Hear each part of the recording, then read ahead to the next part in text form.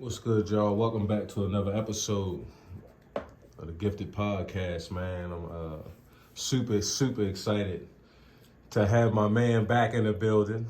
And I'm gonna tell you right now, look, we had a little mishap in the first run around, but now we here. We here to get it done. And I'm super excited to get this podcast done, man, because we in the same field now. We stepped into something. We stepped into something that's like kind of current, and it's kind of working out for us for real. So first and foremost, man, I just wanted to say thank you for coming on and joining me and my man here. You know I got Trey as always. No, what's up? You feel me, my man? But I wanted to say thank you for coming on and taking time to, you know what I'm saying, come and talk about your podcast and your situation for real. So man, I appreciate the opportunity, you feel me? Yeah, you already know. So, and I mean, without any further introduction, man, I got my man E from Code TV, man.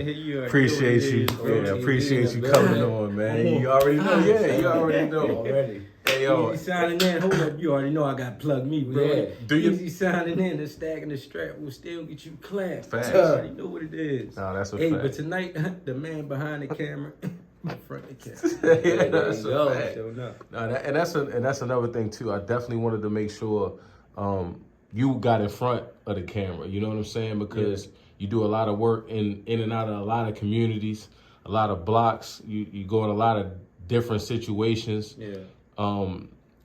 Obviously, that comes from a certain pedigree of how you carry yourself and how you see you can fit into the nature of the business that we stepping into as far as multimedia. Sure And I seen that, you know what I mean? Me and Trey seen that, and we have a personal relationship with you outside of this too. But I just wanted to make sure I really took the time to get just a full understanding of where you got the inspiration to do it. You feel what I'm saying? So for starters, we're not gonna get just there first. We want to kind of get the beginning and the origin of where you from and everything like that. And obviously, you know, like I said, Trey in here too. He's gonna ask you some questions as well. So for starters, introduce, you know what I mean, where you from and kind of, you know what I mean, where you came up at, you know what I mean. Oh man, well, I'm from Annapolis, Maryland. That's where everything started, right there for real. Whew. We can take it to the Eastport days, man. Right there, Harbor House. For those of y'all that don't know about Harbor House, Eastport Terrace, all one hood, but it's two sections. You feel me? That's I can say I grew up in the world's most drug-infested neighborhood. I just dropped something on YouTube for real, on my Code Tv media channel. I kind of was touching on the drugs standpoint and the blog I dropped. I got a back in the day series. Let me plug that right now. I got a back in the day series coming where I'm hitting y'all with everybody doing back in the day shit. You feel what I'm saying? We can bring that back in the day shit back to life. Statute of limitations is up. You know what I'm saying? But to stay on topic though, to bring it back though, growing up in Eastport, man, different world, Brody. I could say that shaped and molded me to become the person I am today. The situations that I had to endure through there, you feel what I'm saying? So, and I ain't mean to cut you off, but when you born in like the mid 80s, early 80s? 85. So mid 80s.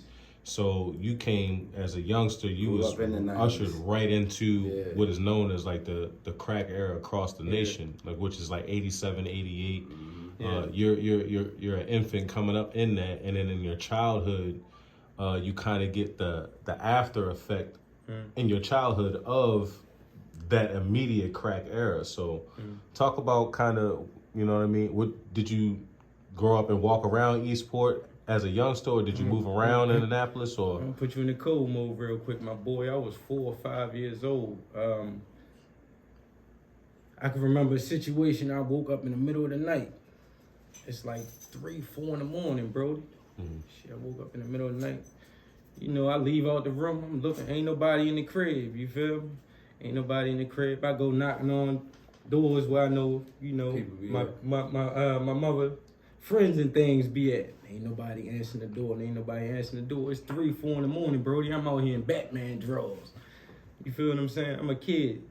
You feel me? My grandmother, she lived, I told you I was two sides. I lived over Eastport. My grandmother lived over Harbor House. Right. So I get over there, I runs to her crib. You feel me? I must have knocked on, I remember knocking on 3 or 4 doors. You feel what I'm saying? Mm-hmm.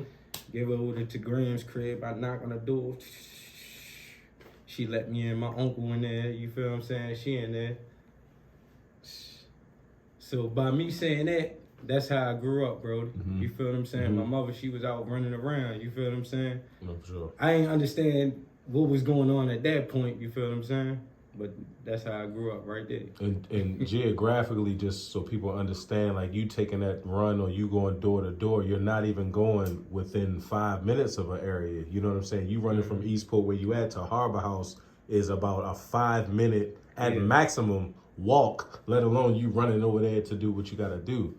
So you being, how old you were saying at the time? I was 4 or 5 years old. 4 or 5 years old. You remembering that vividly? I remember that vividly. How do you think that kind of shaped the rest of your childhood going into being in elementary school and even being in the neighborhood around and kids that was around you?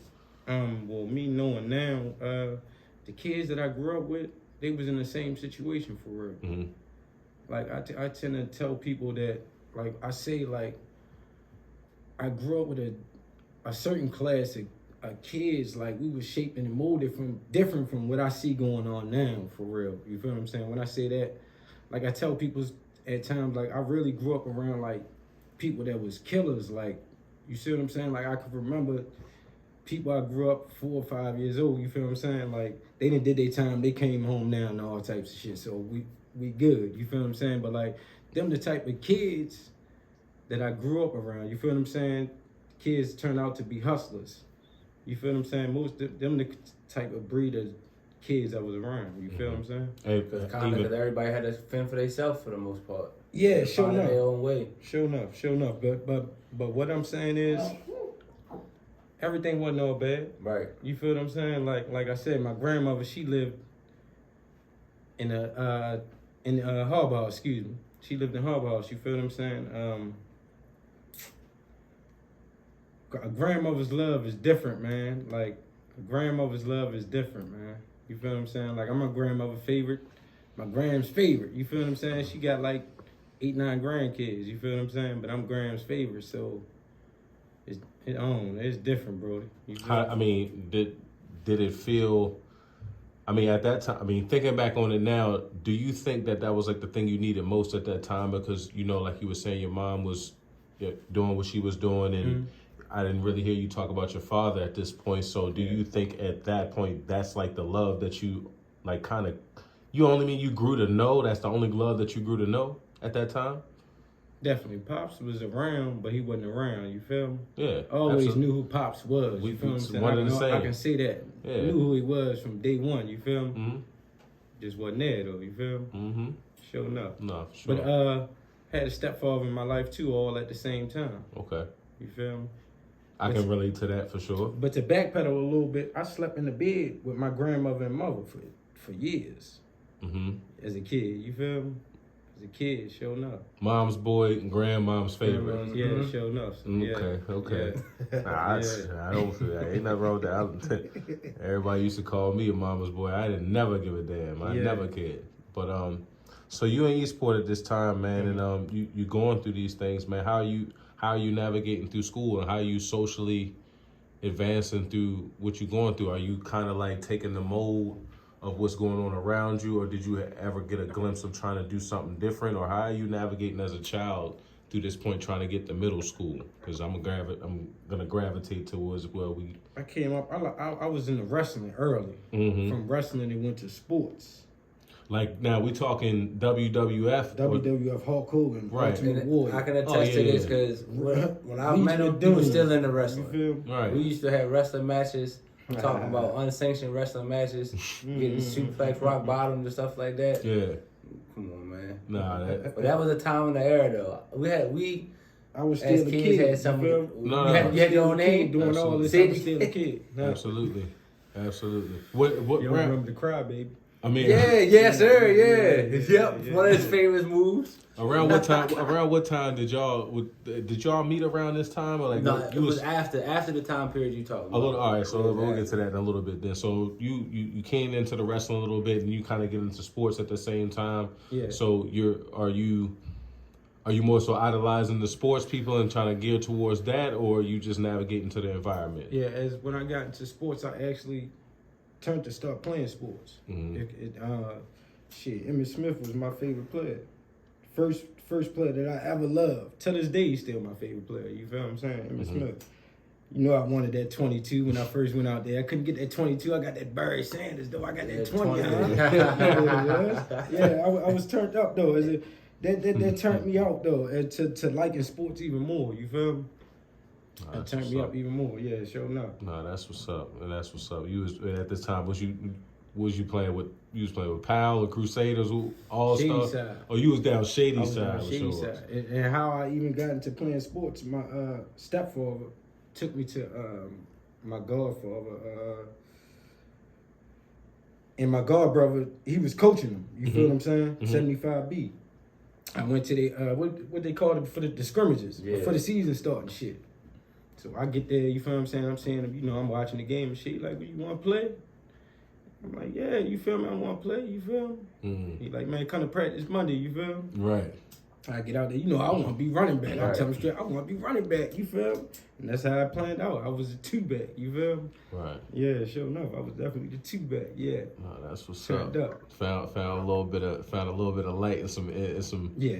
some And I liking. used to love it because I was going to school in Annapolis and I had to play them. So I used to Uh-huh. love it and we was beating Talking on it. trash. Right. Yeah, sure enough, I was loving it.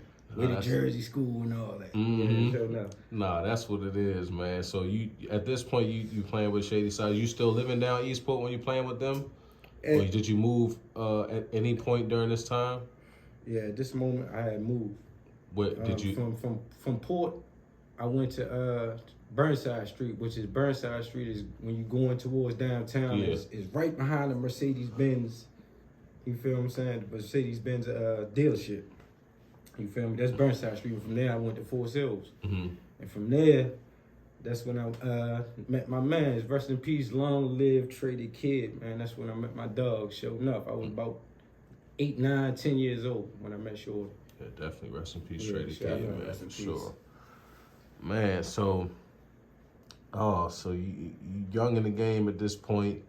You kind of know what's going on as far as like your environment is concerned, but you also I don't know what's going on. but you don't know what's going Don't know on. what's, and let me backpedal too, bro. You feel what I'm saying? Okay. Let me take you back in the code mode real quick. You hear me?